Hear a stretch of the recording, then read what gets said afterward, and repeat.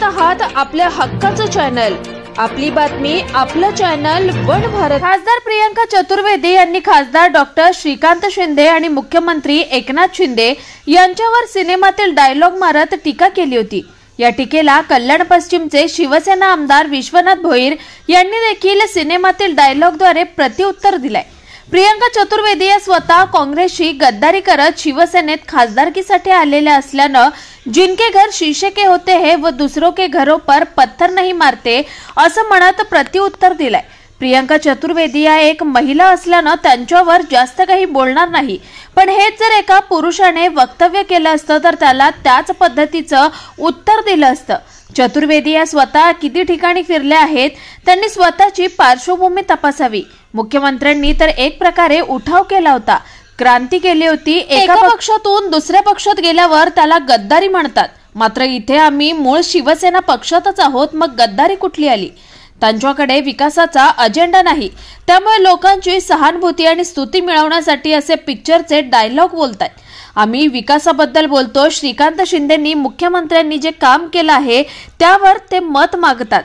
त्यांच्याकडे अजेंडाच नसल्यानं पिक्चरचे डायलॉग मारत असल्याची टीका आमदार विश्वनाथ भोईर यांनी प्रियंका चतुर्वेदी यांच्यावर केली आहे। प्रियंका चतुर्वेदी ह्या महिला आहेत, त्यामुळे आता जास्त काय आम्ही बोलणार नाही। हे जर एखाद्या पुरुष नेत्यांनी वक्तव्य केलं असतं तर त्याला त्या पद्धतीचं उत्तर दिलं असतं। आता प्रियंका चतुर्वेदी स्वतः किती ठिकाणी फिरलेल्या आहेत, प्रियंका चतुर्वेदीचं काय बॅकग्राऊंड काय आहे ते त्यांनी स्वतः हे करावं ना।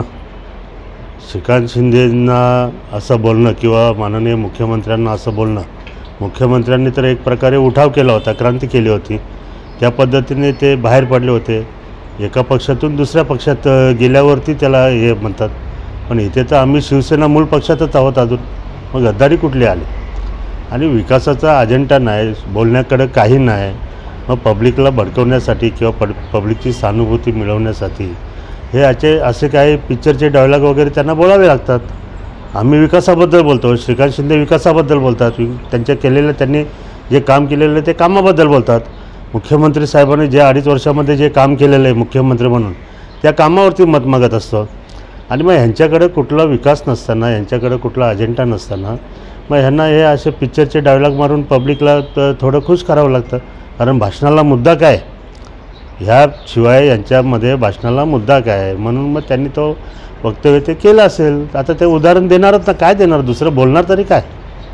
हे तर बोलू शकत नाही ना। श्रीकांत शिंदेंनी 5 वर्षात काय केलं आहे, मुख्यमंत्र्यांनी 2.5 वर्षात काय केलं आहे हे बोलावं त्यांना म्हटलं, ते नाही बोलू शकत ते, म्हणून मग हे असे डायलॉग आपले कुठेतरी चिटकवून देतात।